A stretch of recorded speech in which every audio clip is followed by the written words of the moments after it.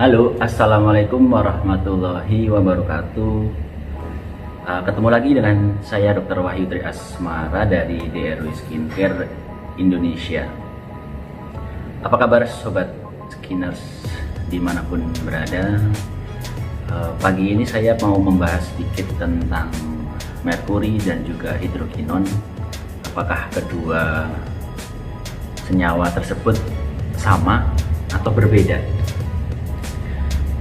Belakangan mungkin cukup populer ya istilah hidrokinon, istilah merkuri dalam industri kosmetik, dalam industri kecantikan, karena kedua bahan tersebut memang seringkali dipergunakan untuk bahan-bahan dalam kosmetik, dan sebenarnya tidak boleh sembarangan menggunakan kedua jenis bahan tersebut karena penggunaannya sendiri sudah dilarang oleh pemerintah jika digunakan secara bebas oleh pembuat sediaan kosmetik seperti itu, teman-teman.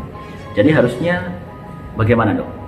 Merkuri itu dalam penggunaan di industri kecantikan atau kosmetik biasa digunakan sebagai pengawet biasanya, tapi kenyataannya dia bisa digunakan sebagai pemutih karena efeknya yang mampu menekan produksi dari pigmen atau melanin sehingga mampu mencerahkan wajah dengan instan atau dengan cepat, yang membuat bahan ini disukai oleh pembuat kosmetik karena mampu memproduksi krim yang menghasilkan tingkat kecerahan yang instan, sehingga laris di pasaran, sehingga orang bisa menjualnya dengan cepat dan mampu menghasilkan keuntungan yang besar.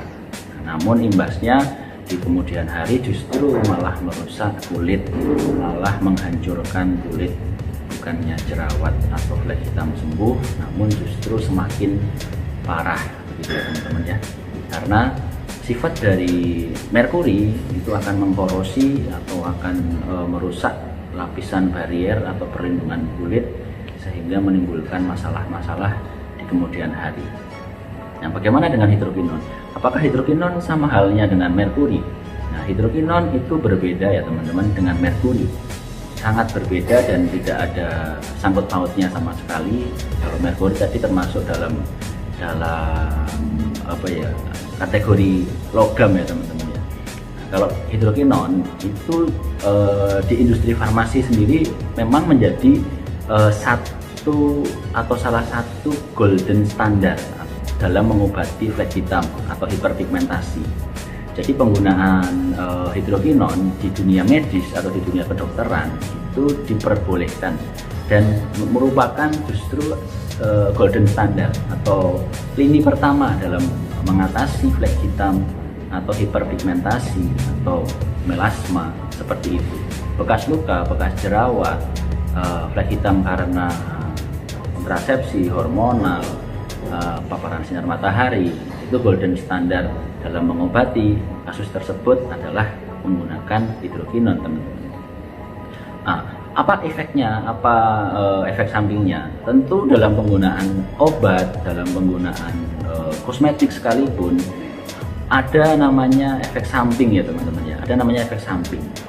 Namun penggunaan obat apapun itu jika digunakan dengan tepat maka akan memberikan efek obat. Nah, memberikan efek istilahnya apa ya, efek baik gitu ya, efek mengobati. Nah, termasuk juga tadi dalam memberikan hidrokinon untuk mengobati flek hitam atau melasma, dia mampu menekan produksi enzim tirosinase sehingga menekan produksi dari pigmen melanin tersebut sehingga tidak menumpuk di kulit. Ketika sudah menumpuk ya tadi akhirnya timbul flek hitam. Nah, dengan diberikannya hidrokinon, dia akan menghambat kerja enzim tirosinase tersebut. Nah, efek positifnya itu ya teman-teman ya. Nah, namun tentu ada efek negatif juga jika dipergunakan dalam jangka panjang yang tidak sesuai dengan dosis dan aturan dari dokter. Nah, misalnya salah satunya ya teman-teman ya, efek okronosis, itu tentu ada. Itu tentu ada efek sampingnya jika dipergunakan sekali lagi dengan tidak tepat. Termasuk obat apapun itu, obat batuk, obat sakit kepala, obat sakit mah, pun sama, jika digunakan secara sembarangan atau tidak tepat tentu dapat memberikan efek atau dampak negatif.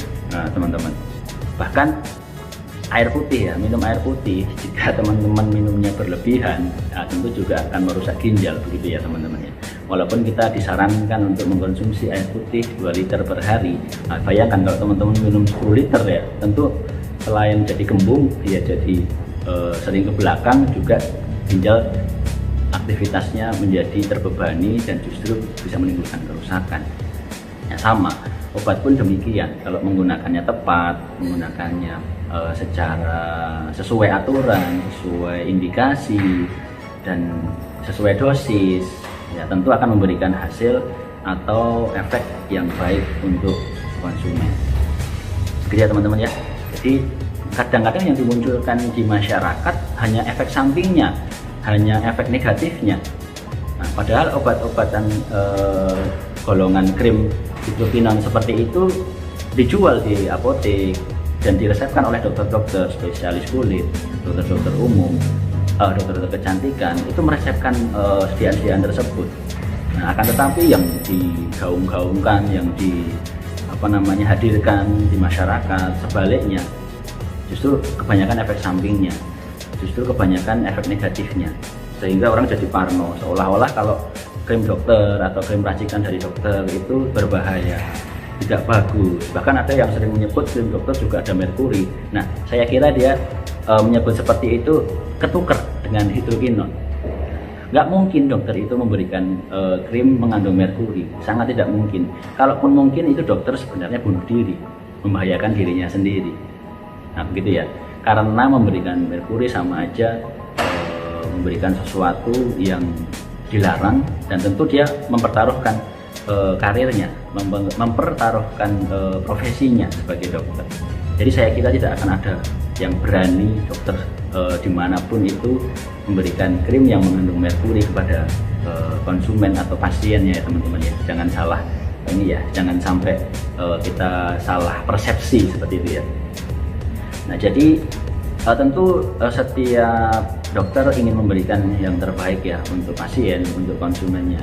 Kalaupun hasil dalam mengobati flek hitam itu tidak bisa instan atau lama dan kadang-kadang sering hilang timbul, ya memang harus diakui dan disadari bahwa flek hitam itu sangat sulit dalam penanganan kasus-kasus kulit. Flek hitam termasuk di kasta tertinggi yang sulit diatasi, yang sulit disembuhkan, yang sulit diperbaiki teman-teman. Kalau jerawat, kalau hanya sekedar kusam itu masih kategorinya ringan atau bisa kita atasi ya teman-teman ya, dengan istilahnya mungkin dengan edukasi yang baik, juga dengan informasi yang tepat, itu biasanya akan lebih cepat membaik. Namun kalau flek hitam ini tidak bisa diprediksi, sudah mau baik, sudah mau sembuh, kadang-kadang karena paparan sinar matahari yang tinggi, karena pekerjaan misalnya, timbullah flek-flek hitam yang kembali, timbul flek hitam kembali. Jadi memang flek hitam adalah kasus yang sangat sulit, sehingga kenapa hadir banyak klinik kecantikan dengan berbagai metode penanganan, perawatan, mulai laser, chemical peeling, dan mungkin banyak teknologi-teknologi terbaru untuk flek hitam, karena memang flek hitam sendiri cukup sulit. Nah, kembali lagi kepada setiap insan atau setiap pasien itu sendiri dalam menangani flek hitam, mau bagaimana dan mau seperti apa. Kalau mau diikutin terus ya mungkin bisa habis puluhan juta, bahkan ratusan juta. Tapi kita harus lebih fokus kepada edukasi. Nah, edukasi, karena kita tidak mau pasien terbebani dengan biaya-biaya yang besar, yang mahal, hanya sekedar istilahnya untuk menghilangkan flek hitam. Karena masih banyak kebutuhan-kebutuhan lain kan yang diperlukan teman-teman semua, apalagi di tengah era pandemi seperti ini. Oleh karena itu kami tekankan edukasi. Bagaimana menyarankan konsumen atau pasien untuk bisa membaik flek hitamnya dengan gaya hidup sehat. Dengan gaya hidup sehat diharapkan flek hitam itu jadi lekas membaik. Gaya hidup sehat yang seperti apa? Ya mengurangi paparan sinar matahari secara langsung, penggunaan sunscreen secara kontinu dan diulang setiap hari, tidak cukup sekali, tapi bisa 2 kali, 3 kali, apalagi kalau pekerjaannya di luar. Terus mengkonsumsi buah dan sayuran, mengkonsumsi vitamin C, vitamin E, dan juga minum air putih yang cukup. Nah, seperti itu ya teman-teman. Jadi kita tekankan hari ini adalah edukasi. Bagaimana mengurangi flash hitam dengan cara gaya hidup sehat, tidak hanya sekedar menggunakan krim saja, tidak hanya sekedar melakukan perawatan di klinik saja, tapi benar-benar karena teman-teman dari diri sendiri di rumah teratur dan telaten dalam merawat flash hitam itu cara baik dengan gaya hidup yang sehat. Gitu ya teman-teman ya. Jadi kita hari ini harus belajar bersama-sama bagaimana mengatasi flash hitam, tidak hanya sekedar mengandalkan krim atau tidak sekedar mengandalkan produk atau tidak sekedar mengandalkan perawatan di klinik, tapi benar-benar dari diri kita sendiri. Bagaimana mindset kita yakin bahwa flash ini akan membaik dengan gaya hidup sehat. Nah, krim dari dokter, perawatan dari dokter itu adalah strategi kedua, dalam artian bagaimana ketika sulit sekali dokter akan membantu masalah-masalah tersebut menggunakan produk perawatan, mulai dari krim pagi, krim malam, toner, cleanser, moisturizer, dan lain-lain, serum yang itu jika diperlukan. Seperti itu ya teman-teman. Oke, jadi saya kira teman-teman semua di rumah sepakat bahwa kita harus mulai bergaya hidup sehat, tidak hanya untuk wajah tapi untuk badan kita, supaya mencegah penuaan dini dan ke depan kita bisa diberikan kehidupan yang lebih baik dan lebih sehat. Ketemu lagi dengan Dr. Wahyu di lain kesempatan. Assalamualaikum warahmatullahi wabarakatuh.